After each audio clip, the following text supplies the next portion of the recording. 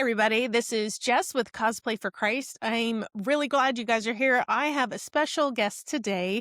Her name is Holly Black. She is a filmmaker and the co-creator of the Narnia Fair. She is the Narnia Fair's executive event director, and we have her here to tell us all things nerdy and Narnia. The Narnia Fair is coming up, I believe, April 17th and 18th. Holly, welcome to the podcast. I'm so glad we were able to arrange your schedules to get you here. Thank you for being on. Yeah, thank you so much. It's such a pleasure to be on. I was super excited when you let me know about the opportunity.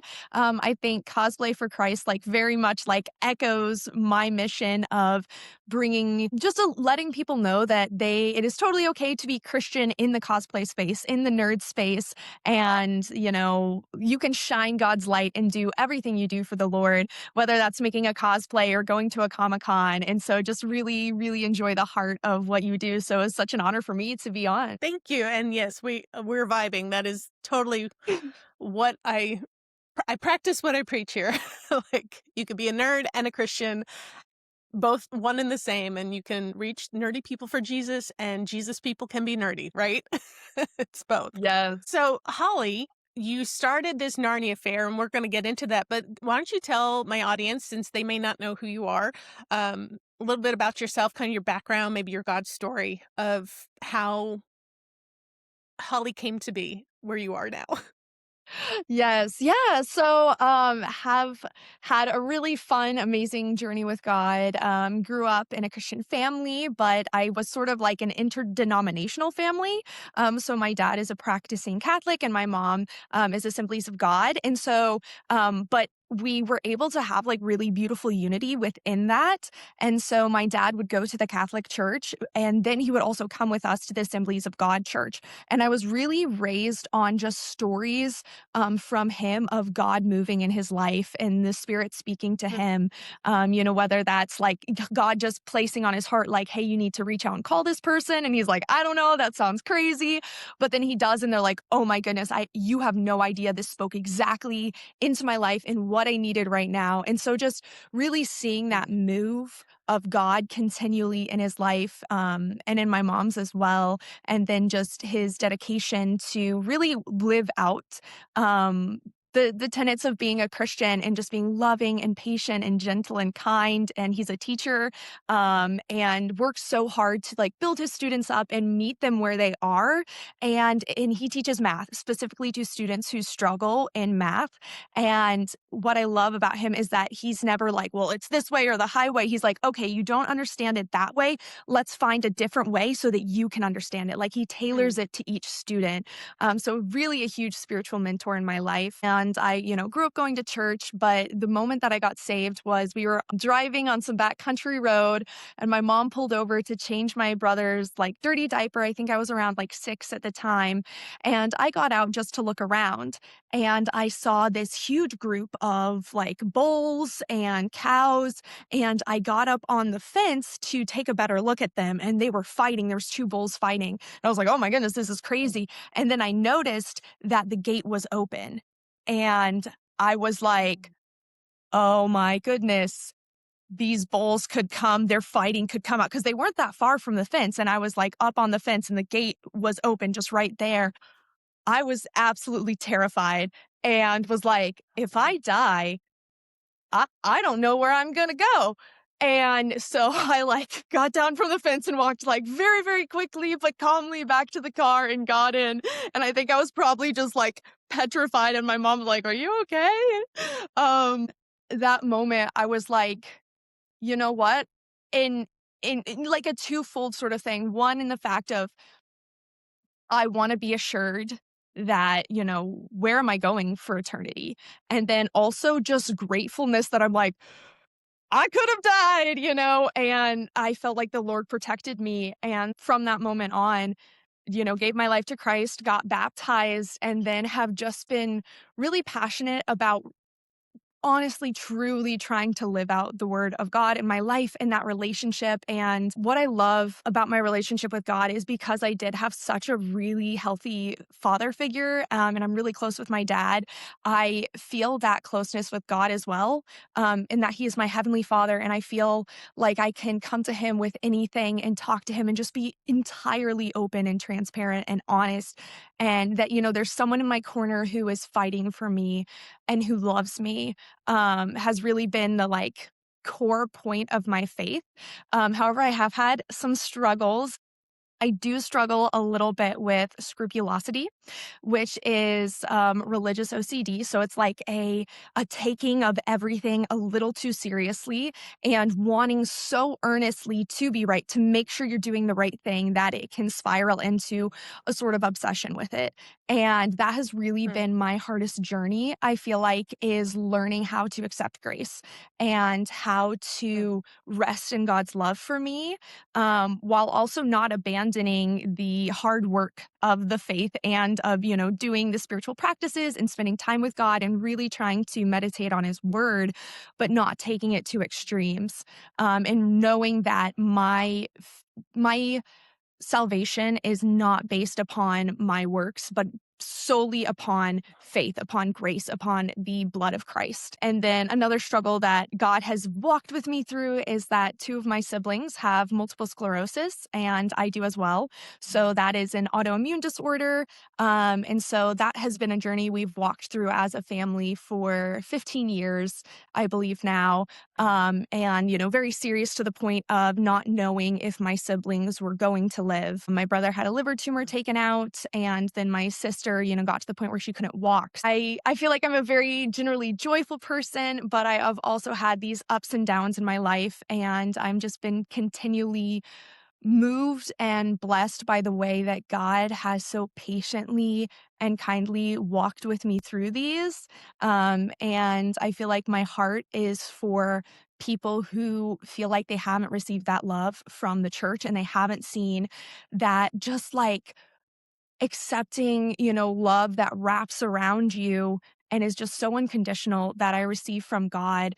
I want to bring that to people in different spheres who have maybe had some church hurt. And I think a lot of people in the nerd community, especially, have really struggled because they may not feel accepted in their churches. They may not feel understood, even when, most of the stuff that they're doing that makes them so different is really benign. It is not sinful. It is just quirky. It is cosplay, it is Comic Cons, it's liking an anime, but people don't understand that. And so they can feel shut down, shut off, not accepted. And so my heart, and was really been my heart since I was a kid, is like creating a space where people feel safe to be themselves. And like, yes, we still, call each other out on sin. And yes, we call each other to higher and we don't allow unhealthy practices.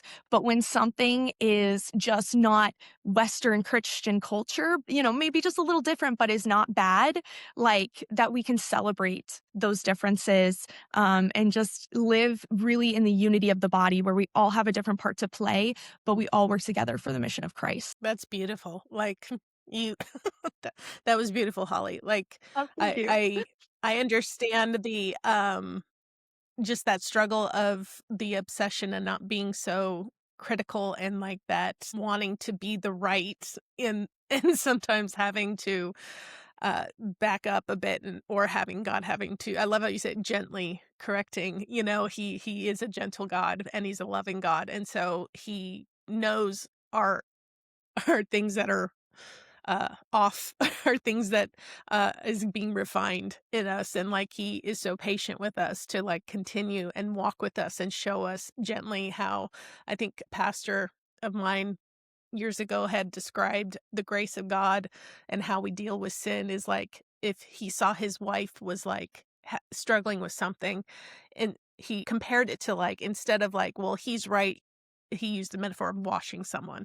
So he's like, well, I could like spray her down with the hose violently and she would get clean, but she would be hurt and damaged versus how you could gently like take the dirt off and like still be clean, but the method that you do it with is gently. He compared God as that gentle savior who was helping us, so not to harm us but to get us through that refinement, that sin, that walking through that struggle, in a gentle manner. So, anyway, I love that. That's so interesting. AG and Catholicism, I think sometimes when you grow up in a very, strict, I don't know, strict, but, like, if it's a work-based way of thinking that you earn something by what you do, then we miss the point of the grace of God and his sacrifice that he gave for us, that we didn't do it, it was him, and we didn't deserve it, but he did it for us anyway. You have this passion, you have this excitement to show people, um, the love and the grace of God in different walks of life and in the nerd world specifically. So you got into filmmaking.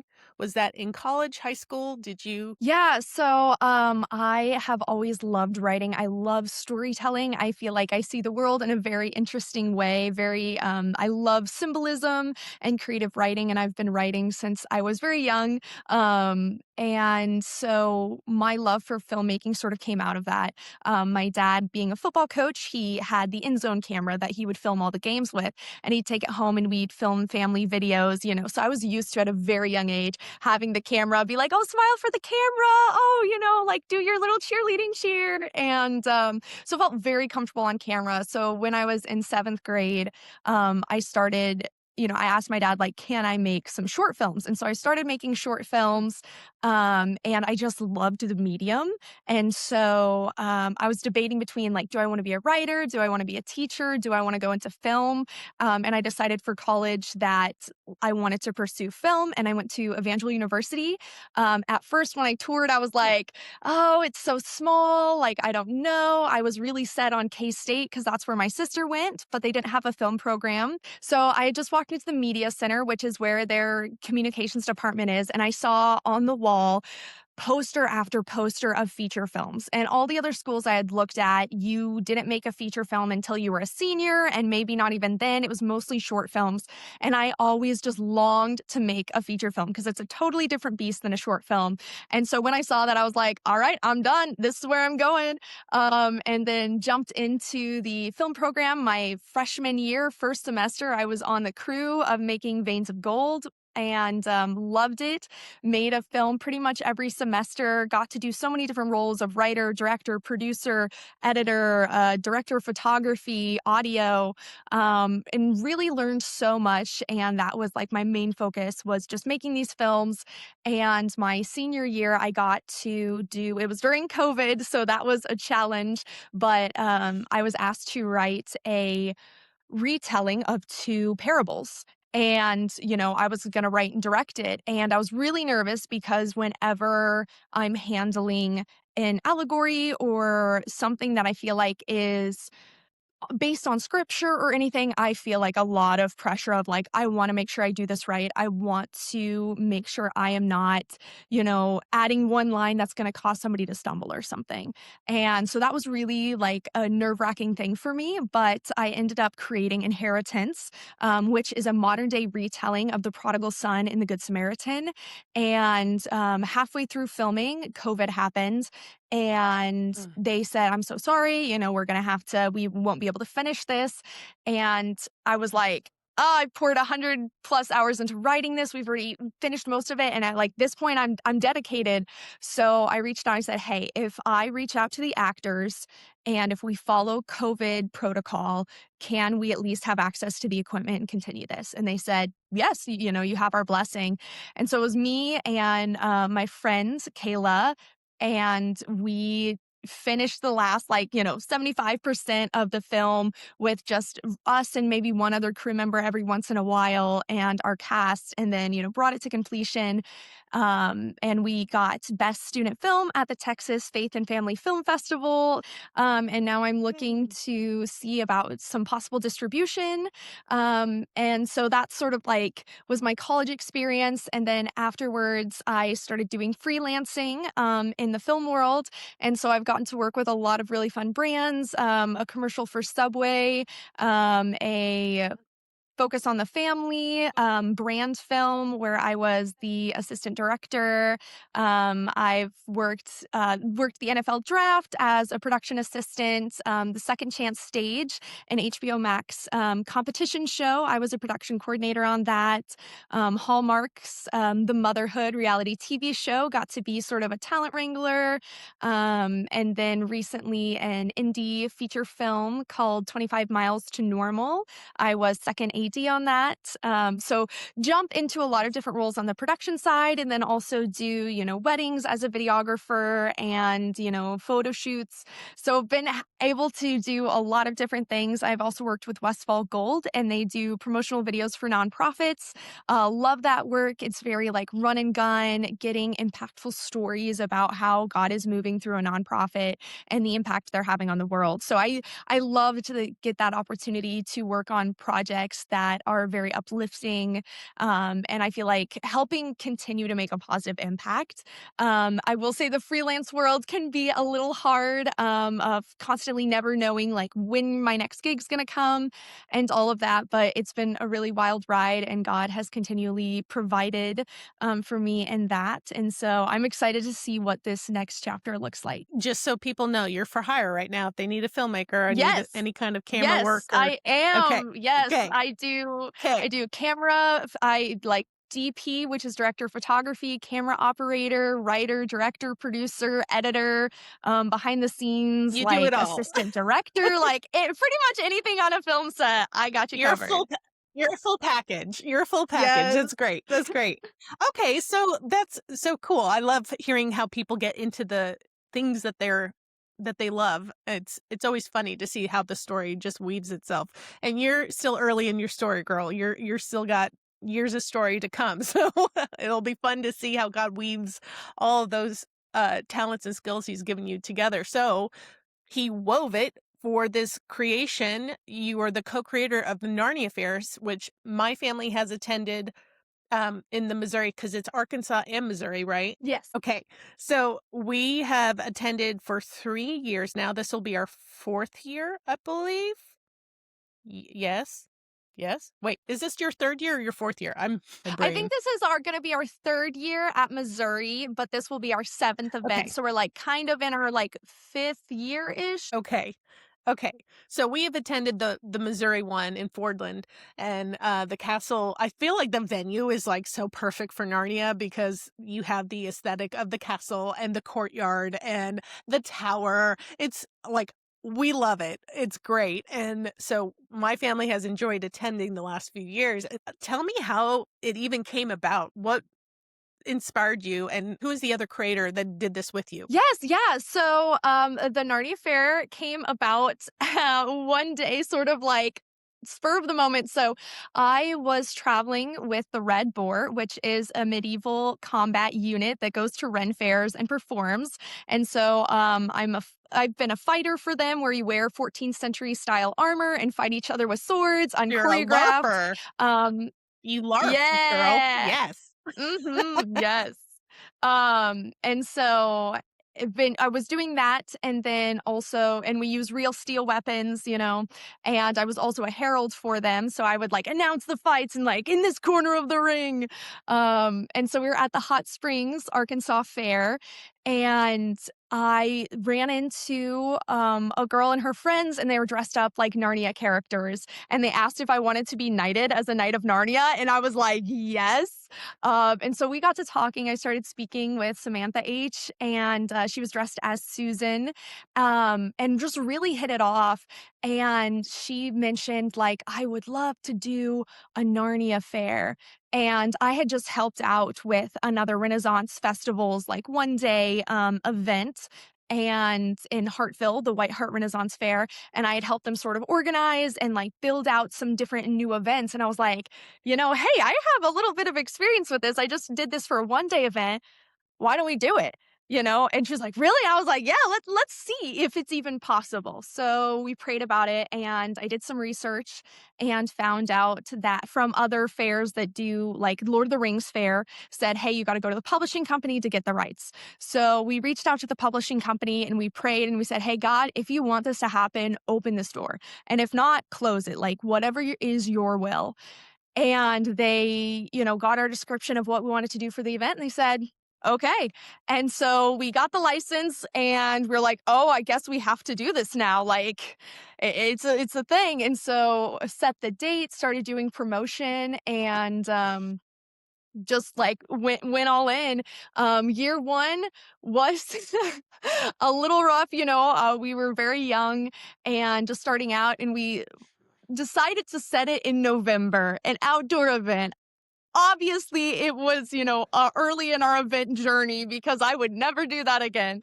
So I, didn't have 10 kids, things were a little messy and it was a lot of work. And I was thinking, I don't know if I'm ever gonna do this again. Is this really, but we did have like 200, 300 people come, and it was 2 days in a park.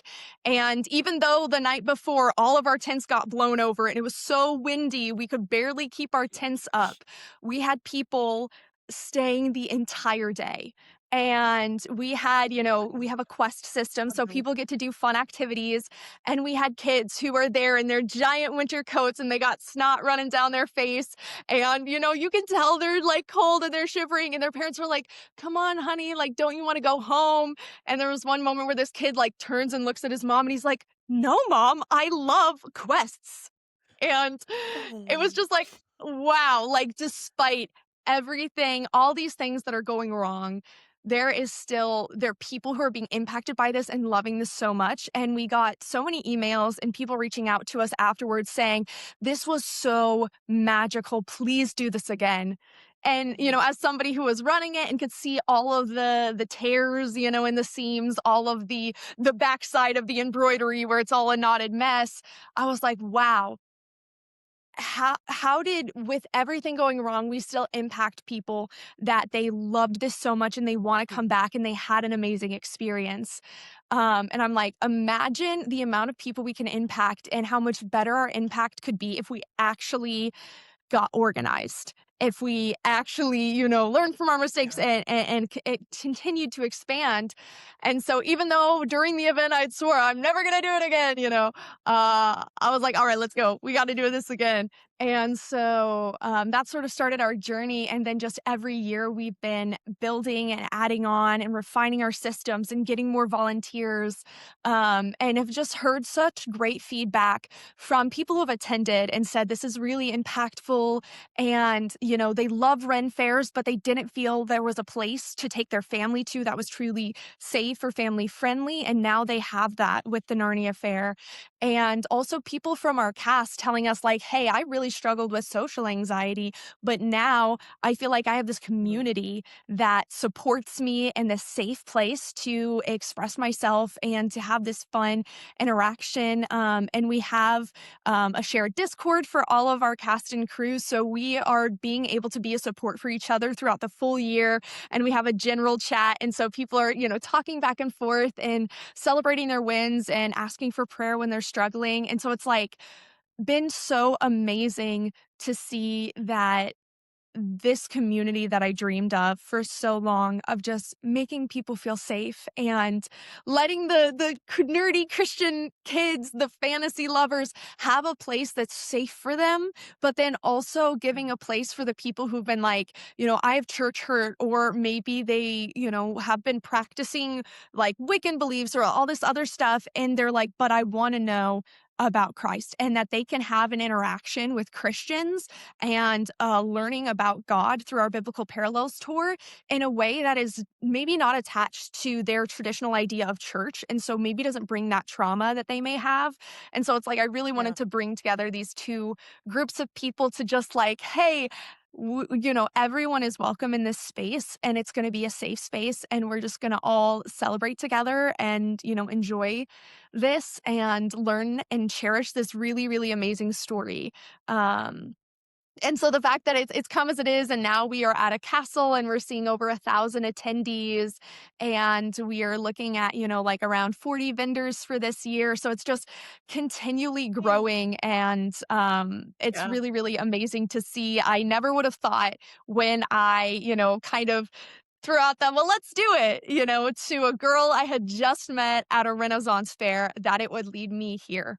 But I feel like we've been really intentional about praying and saying, God, like, whatever's your will. And I feel like it really aligns with my mission and my goal for my life. And I love the verse. It's sort of like a foundational verse for me is, for you are God's masterpiece, created in Christ Jesus to do the good Ooh, works that he has prepared in advance for congratulations. you to do.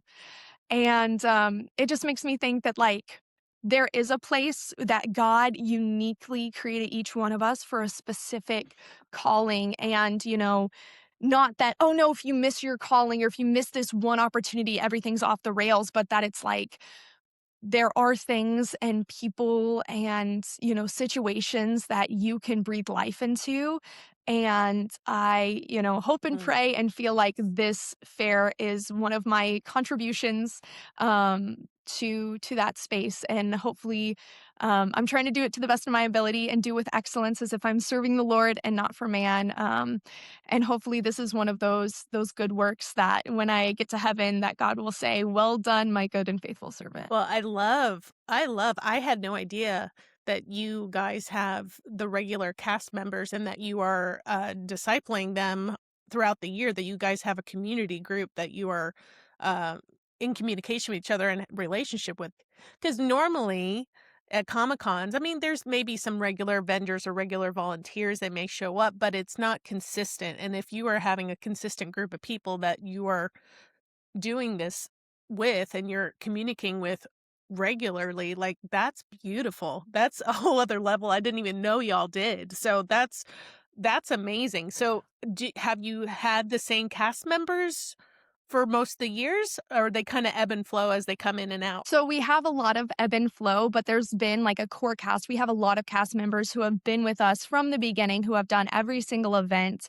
And then we also have cast members who, were able to come for a time, but due to situational things, weren't able to come and now they've returned, or they have been gone into a different season of life. And, some of those people still stay in our Discord, still stay on our chats, and still, connect with our people. And we also hang out as a group outside of fair. So like somebody will have a birthday party recently, and they threw like a Star Wars theme LARP birthday party. And so a bunch of the cast members came to that.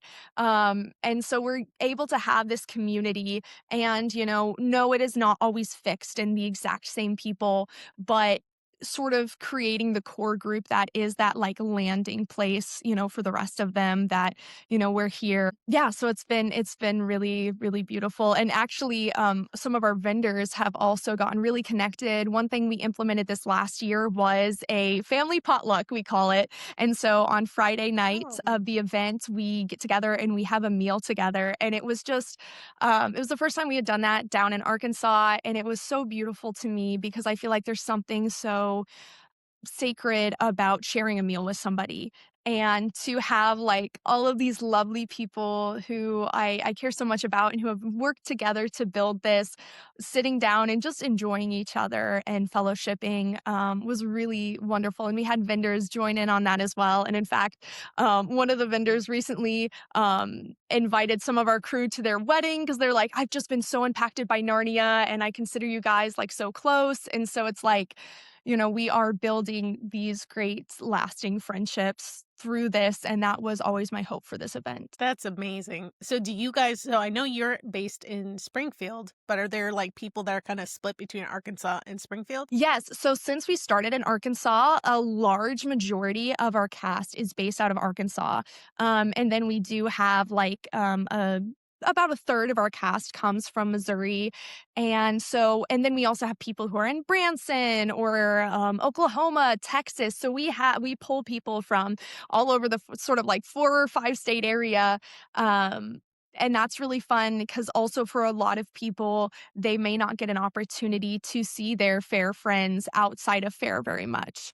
And so they look forward to the event, not just for the fun that it brings, but also to see those people that they really enjoy and who feel like they, understand them and appreciate them that they might not get to see otherwise in their just like day to day circle. That's great. So while we're talking about actors, I know I've seen on your promotions for the Narnia Fair that you guys are looking for actors or people to play roles. Is that still ongoing? And if it is, Yes. what roles are you still looking for? Yes, so we are looking for a couple different major roles, and then we are always welcoming new cast members. So one of the roles we're looking for right now is our King Edmund, and King Edmund gets to help with the night training ceremony where he goes through his story, prepares them with sword drills, teaches them strategy and teamwork through different activities, and then knights them at the end. And then we are also looking for our Calorman or Calormene, I can never pronounce it right, court, since we do celebrate sort of 3 different days at our events, 2 in Missouri, but 3 generally in Arkansas. And so day 1 is 1 year after the defeat of the White Witch. Day 2 is like 15 years after, and it's a grand festival. And that's inspired Mm. by The Horse and His Boy, how Rabbadash from Calormene or Calorman, Calorman, I say I can Calorman, never get the so I say pronunciation. Calorman. Calorman. Okay, that's what I'll go I with. say Calorman. Um, I don't know if so, it's right though, so from don't quote me. yes, all the Narnia hardcore fans will probably have the answers for us in the comments. I'll have to But listen yeah, to it on so tape so I can hear how the person records it. Then I can be like, "That's how you say it." Okay. On yes, the audiobook. yes. So we were looking for Rabbadash and Lady Lazalarine, and those are characters from The Horse and His Boy. We do have also our Arkenland characters. Those roles are filled for this year, but it is King Loon and Prince Corin. And then we're also, so those are sort of main roles. Also, Mr. Tumnus. We are looking for a Mr. Tumnus. Our Mr. Tumnus, Mm. amazing, love him, just wasn't able to do it this year, sort of life changes, so we were looking for someone new to step into the hooves of that role, and that character helps with tea, and then also the Beavers, had some lovely people who have done it for us in the past, but just due to health concerns and travel are not able to be with us this year, and so that is another, a role, Mr. Beaver and Mrs. Beaver, and they sort of, help with quests, help with tea a little bit. And so some of those major roles have a sort of expectation of running a particular activity. But we do train you on all of that, and we have a script for it. And so, don't ever have to feel like, oh no, I'm going to be thrown to the wolves and have to improv this whole thing and try to figure it out. Totally got that covered. And I wanted to just go into real quickly sort of what is the expectation and the process of being an actor for or a cast member Yeah. for the Narnia Fair. So we do an onboarding process. You send in like a 2-minute audition of the character you would like to portray. And you can choose from characters that are in the books or characters, sort of a generation of like stock characters we've created, or you can come up with your own. We have a lot of people with original characters, as long as they're either, a dryad, which is like a tree spirit, naiad, water spirit, fawn, talking animal, or a human from Arkenland. And so you get to sort of audition as the character you'd want to be. And then, if accepted, we sort of bring you in and we do 2 days or like 2 short meetings of sort of the onboarding process, preparing you, and then figure out where you best fit with the events. Like, are you going to be in the character tent helping people with quests? Or are you going to be running our crafts booth? Are you going to be a wandering character that, gives people quests and helps people out? So we sort of find where your interests align to figure out where you best fit and where where you will most enjoy your experience. And then we prepare you for that. We do have like a run through sort of the day before, and then, you have the event. And so it is not a whole lot of rehearsals. It's not a huge time commitment. We want to prepare you as best we can. But a lot of people said, it's really great. And for people who have busy schedules, but can come those event days, we can almost work out like, if they have a job and all the stuff, we can work out a time with them one on one to go over anything they need to know. So it's very low stress. I feel like, we don't require lots of hours of rehearsal like many community theaters. It's really just like those 2 days. And so hopefully that we can find some more lovely cast members. All of our cast members who are with us, have really enjoyed the experience. I think we just haven't gotten the word out to the right people. I think some people are daunted by the thought of there's no lines. I have to improv, but I feel like it's kind of like being, a Disney face character or something. Yeah. You know sort of what the character's attitude is, and you can kind of prepare with sort of some stock answers, and then you just feel it out. Yeah. It's like having a conversation with these patrons, having a conversation with anybody, but you're just presenting as a character. So if you're a naiad and Yeah. someone's like, "Oh, what do you like to do for fun?" You just think, "Oh, if I was a water person, what would I do for fun? Oh, I love Yeah. swimming and splashing in the stream and finding shells." And so it does require a little bit of improv and thinking on your feet. But a lot of our cast members who were daunted by the thought of it, when they, stepped into their role, they're like, "Oh, this isn't bad at all. This is so fun. This is so doable." So just want to encourage people that, it's an approachable role, and we're not asking for like an Oscar-winning improv every second. But sort of just a fun time to come out and sort of step into a character and embody a character in this magical fantasy world for a day. And do you guys provide costumes or do they provide their own costume? So we do have a costume library sort of that we can pull from for people who don't have a costume, but most of the time we work with people and what they already have, and we're able to provide some accessories. A lot of our costumes are not, insanely elaborate. You're not having to do like medieval stitching and making sure everything's beaded. For our dryads, it can just be like a simple green dress and, a flower crown and a, beautiful flowery sash. So it's very attainable for most people to look through their wardrobe, and if not, we can work with those people on those specific things to get something that works for them. That's great. And then is there an age range that you like to keep in for, or I guess how young can the actors be is my question. Yes. I believe, 14 is our, like, junior cast, and I think 16 you can be in our main cast, and so for junior cast, that means you're assigned to one specific location. You have a, adult cast member who is, like, sort of overseeing, making sure you're safe, making sure, like, you're never out of sight, and that they know where you are at all times, and sort of being that, sort of protective guardian for that event. But yeah, so like 14 for our younger, and then 16 for sort of main cast. Right. Okay, that's great. I always see your promotions. I'm like, oh, I who can I tell? But I'm like, I need to know their ages that I can promote to who, because I know there's a large homeschool community that would have off probably on Fridays, definitely Saturdays, but that I'm sure you've actually probably reached out to some, but like I know of some people that I could also help with finding more members, but just even doing this and getting this word out there helps people know that, because I think people love to be able to, like, if you're creative and you like doing dress up and cosplay and all that stuff, then uh being it's an easy ask to be like, hey, you want to be play a role and do this. I don't know, it feels like an easy transition for us people to do that sort of thing, so that's exciting. So okay, let's talk about, like, as an attendee, walk me through.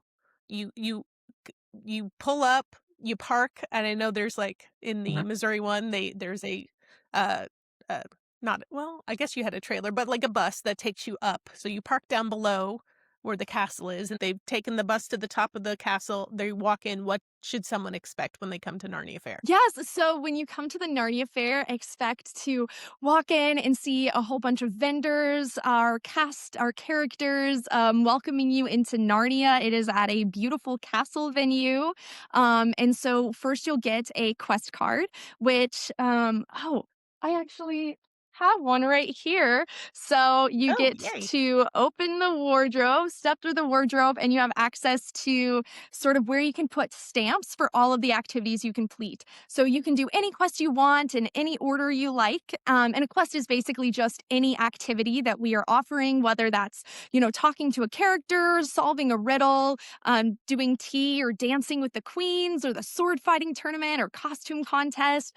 So we have so many options to choose from, and you can do any one you like, or you can choose a pathway, which we have 5 major pathways. So 4 are based off of our Narnian characters, our kings and queens. So warrior is High King Peter's pathway. That's, fighting based. You get to duel your friend, do the sword fighting tournament, challenge High King Peter to a duel of the thumbs, put your friend in the stocks, things like that. And then there's Diplomat of Narnia, which is King Edmund's pathway. And that's a little bit more subdued if you maybe don't like talking to people as much, but you can write letters, you can send messages, you can decode riddles of a message in a bottle, come up with a new greeting for our friends in Arkenland to improve diplomatic relations. So really fun there. And then Friend of the Forest is our lovely Queen Lucy pathway. And that is like a bardic pathway if you're very theatrical. This is, taking part in our talent show, finding an item and, explaining how it is treasure and not trash, or, showcasing your talent to one of the animals at the animal booth. So very like fun and exuberant. And then we also have Artisan of the Castle, talking about your costume and how you made it. Maybe doing one of our crafts, whether that's flower crowns or embroidery, and going to different booths and telling them what your favorite wear they have is and why. So very like crafting. This is great for artists and makers. And then we have Realm Delver Pathway, and that is with our special performance group, the Fortress Dwellers. And so with that, you solve a riddle Yay. and you show that you can be prepared for, battle and for royal events, and prove that you have what it takes to, travel through the realms. And so for all of these, there are different quests, and there's a selection of, and if you complete 8 of those quests, or 7 in the case, or 6 in the case of the Realm Delvers, then you get an official title in Narnia. You are now dubbed by that name, a little ceremony, and you get 5 extra quest points that you can spend at our prize booth. So for every quest you do, and quests are a way to help Narnia improve it. And so we want to thank you for that. And so you can go to our prize booth and choose one of our lovely prizes based on how many points you have. And some of those prizes are like, flower crowns, or maybe even some like captured oceans from our naiads. And so we've got a lot of really fun, lovely items for you to choose from Cute. as sort of a take home memento. And some of the like main events that we do are the sword fighting tournament with High King Peter, dancing with Queen Susan, tea with Queen Lucy, night training with King Edmund, and then on Friday, we have our talent show. Saturday is our costume contest, is sort of our main event. You can also interact with the characters, solve riddles, puzzles, do little challenges, and a lot of our vendors also have quests you can go on. And so there's just so much for people to do, and we feel like this is an event that's really accessible for people of all ages. So we've seen, people from 2 to 82 having a really good time. And, you can take your craft classes. If you're more, outgoing and energetic, you can do our bard pathway. If you're like, hey, I don't really want to talk to people, I just want to observe, like maybe you can write a letter in our diplomatic pathway. So we really try to give options for everyone to have a really wonderful experience, and it is all tailored to what you want to do. So it is very much choose your own adventure at the Narnia Fair. It is a lot of fun. My girls loved doing the challenges. as they were trying to get those prizes at the end there and try to uh, gather up their points so they can get the, whatever the thing is, the unicorn horn or I think they got some seashells and like a stamp with a seal that it was a pin that my daughter has on her backpack now. She loves it. So it's a great, I I love know that. on the and I mean, I have teenagers and they loved it. So, I mean, I have little one too, but she loved it as well. It was really fun for the whole family. Is there anything different this year than in the past years that you were doing? No, I think we're doing pretty much the same, but I would just say people can look for more vendors this year. We've just had a lot of vendors apply, and so that means even more unique quests. We sort of do the same quests every time, but for a lot of people, that's around almost 60 quests. So a lot of people, even if they came in past years, have still more quests that they can do that they maybe haven't done in the past. And so that's always a fun option. And then all our new vendors bring new quests to do, new beautiful wares to look through. And some of our vendors have some like hands on activities. I know last year we had a vendor who you got to do some like link chainmail and like learn about that process. We have a Mhm, blacksmith who will be demonstrating. And so it's mhm. like there's always our vendors, That's bring great. that newness. And we will also be having the Sonder Starlets, which I'm so excited for. We absolutely love them. They are a girls' dance troupe, and they have, full Oh, costume, story based dance performance that tells a tale through all these musical numbers, but there's also dialogue. And I believe this year they are doing a sort of Peter Pan Neverland retelling. So, really looking forward nice. to that.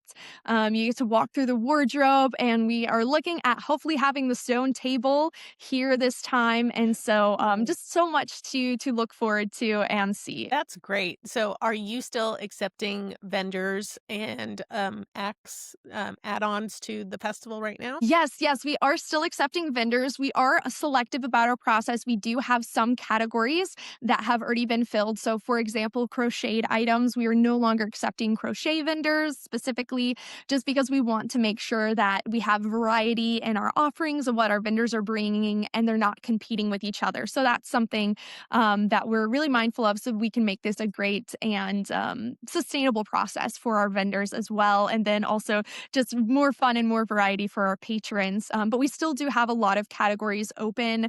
So if you have sort of a unique item, or if you're not sure, we would love to have you reach out to us. We have a great vendor team that is really quick to respond. So you can go to our website and our page, Get Involved Vendor, and apply. Or if you're just curious if, we would have space for your specific wares, you can just email us at the Narnia Fair at gmail.com. And fair is spelled FAIRE, or the narniafair.info at gmail.com. We check both of those. And so, yeah, feel free if you have any interest or if you know somebody who's interested, please reach out to us. We love to have more vendors, and we are still accepting that. And we are also still accepting performers, and we would love to see more performers. So if you have, if you or you know somebody who has an amazing talent, or they're a singer or a dancer. We've had a jester, we've had horseback riding and mounted archery. There's so many wonderful skills that can be showcased that fit within that sort of Narnia fantasy realm. So we are always more than happy to receive more performers for that. That's great. And that website you gave, the narniafair.com, is still the, website for you to buy tickets or just any general information for if you just wanna attend, that's where you go to get your tickets. Also, I believe there's teas that you sign up, but those fill up fast, correct? Yes. Yeah. So we do offer two teas. They're one of our fun main events, and they are our only event that does require an additional fee. And that is just to cover the cost of all the labor and time of, gathering the dishes, washing them, preparing the food, the cost of the food, just so that we can continue to do that to make it sustainable for us. But at that tea, you get to sit down with the queens of Narnia, and you have we have two teas. One of them is our elegance tea, which is more elaborate. It's about an hour long, and you learn tea etiquette. You hear stories. You get to hear a poetry reading. There's like a guest appearance from one of our performers and possibly one of our kings coming in. And so you also get to choose like an entree item, a dessert, and you get some Turkish delight, and you get a special letter and tea gift from our lovely queen. It's just very beautiful, sort of refined experience. And then we also have regal tea, which is very similar, but we just don't have as much food offering, and it is a little bit shorter if you still want to do other things, and you don't have quite as much time, but you still get to interact with those characters and learn the tea etiquette and have some tea and Turkish delight. And so both of those are really, really fun.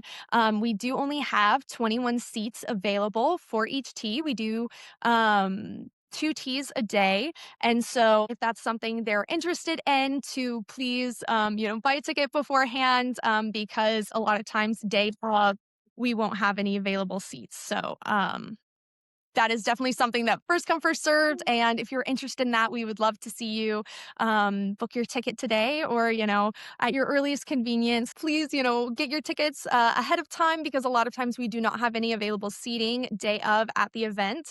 If we do open that up to anybody who is there. But just to be assured that you do have those spots, we recommend you booking that out as early as possible. And that is our only event that is an additional fee. Everything else, when you step into the wardrobe, you can do for free, that we offer our quest events and, our vendor quests and all of those. That includes our craft, where you get to make a flower crown, and we provide all the supplies and you get to take that home.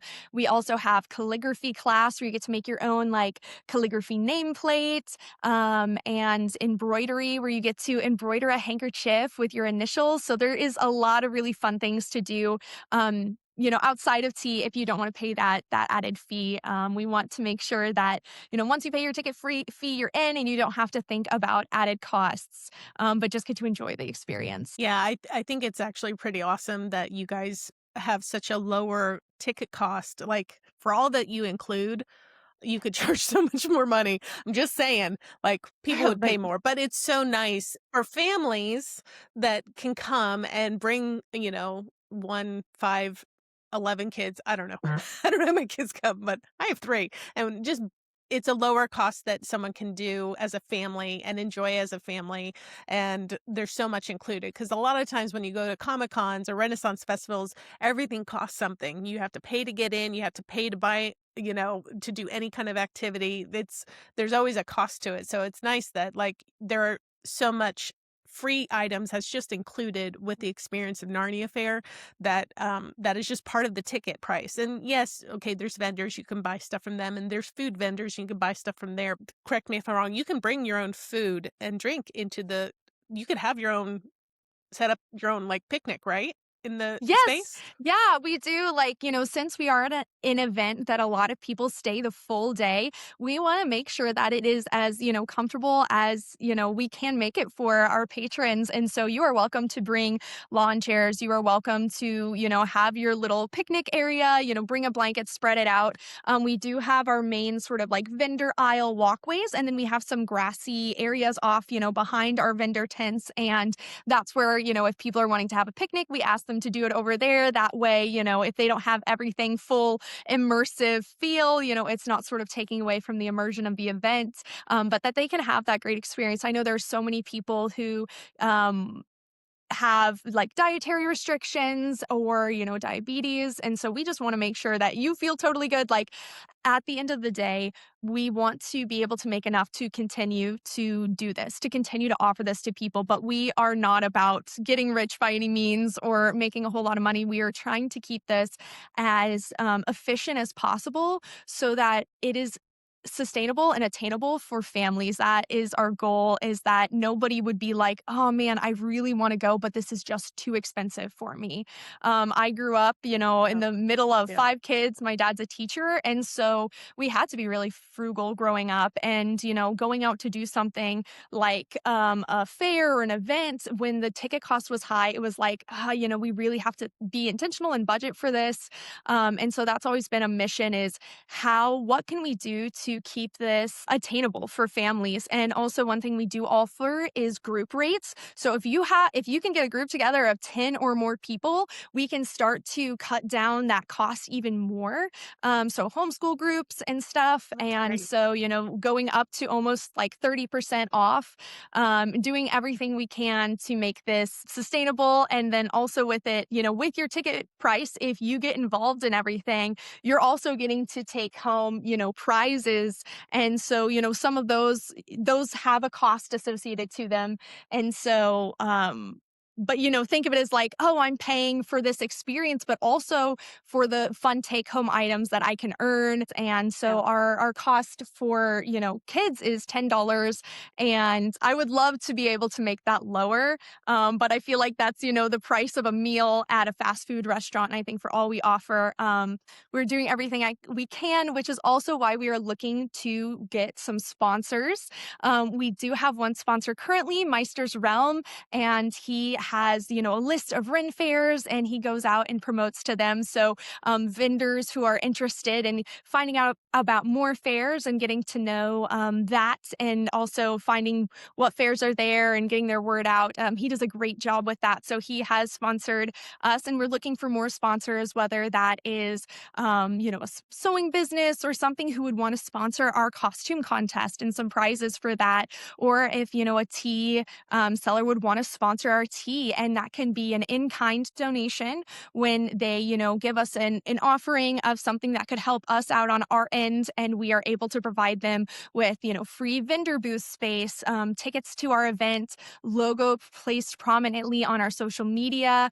In the past, we've had over, 70,000 people in 1 month coming to our website, 56,000, viewing some of our highest performing social posts. And so this is a really great way for businesses to get the word out to people if they are in the creative sphere, if they are in the Christian sphere, if they are in the family friendly immersive event sphere. This is a great opportunity to get their name out in front of people who would be a great client base, who are already looking for more fun, crafty, nerdy things, more immersive events, places to go to get their cosplay materials.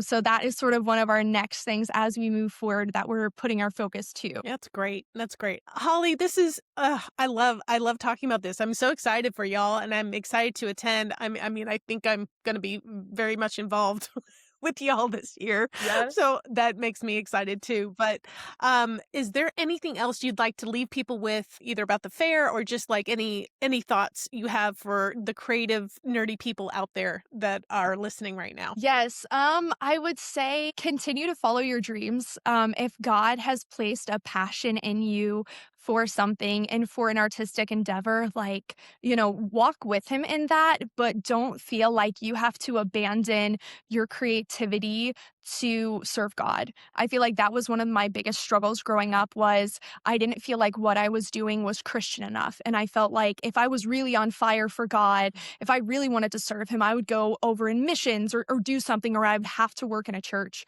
But I feel like we are able to worship God in everything we do if we are doing it for the Lord and if we are doing it with excellence. And I love the fact that the first person in the Old Testament that was said to be filled with the Holy Spirit was an artisan, Bezalel. And, that he was given this knowledge of how to work in bronze and gold and all these things. And it's like that he was given this knowledge. So if like you are given a gift of passion, of artistry, of writing, of storytelling, of crafting, of creating, like, God has placed that in you for a reason, and he has uniquely equipped you and placed you where you are to reach people that nobody else can reach, that you are like going to be, the right place at the right time if you are open to that. So I tell people, you don't have to abandon who you are to serve the Lord, but in fact, he made you just as you are to be able to better serve him and to also enjoy, the experience of life and living. I love the verse that he says, I have come that they may have life and have it in full. And I just am continually walking with the Lord and trying to find out, Lord, what is that fullness of life? Because I feel like when we receive from him, we can serve from not an empty cup, but from the overflow. And so just want to be an Yeah. encouragement to people who are a little quirky, nerdy, Christian fantasy lovers. God loves you and God sees you. And if we, I think Paul talks about like if we could grasp the height and depth and breadth of the love of God, I think the most impactful thing of the gospel is, while we're yet sinners, Christ died for us. We are so Mm. deeply loved. And I feel like if we realized that, it would, empower us to live boldly. And I know it's a journey. I know it's much easier said than done, but just encouragement for people today that, hey, God sees you and you are so loved. Amen. Amen. Holly, you're awesome. Oh, Holly, you thank and I need you. to hang out. So that Yes, we're please. going to make that happen. So I have a random question that just popped into my head, so I'm just gonna ask it. If what is like one of your top book recommendations besides Narnia, the wardrobe, that beside because obviously that's the first choice, but what would be like Ooh, book recommendation? Any that genre, is any so like that is so good. I think it's like Lisa Graff. I really love middle grade right now. I got a little burnt out on YA dystopian drama. But for YA, I really love Six of Crows. It is a little darker, so oh warning on yes, that, it is not I faith-based, but love I Six of really, really Crows. love the Oh, yes. I love the writing and I love that sort of each character is walking through a personal challenge, whether it's like dyslexia or a gambling addiction or overcoming like trauma of being trafficked. And so it's like, I feel like it's the diversity of character and of world building is so beautiful.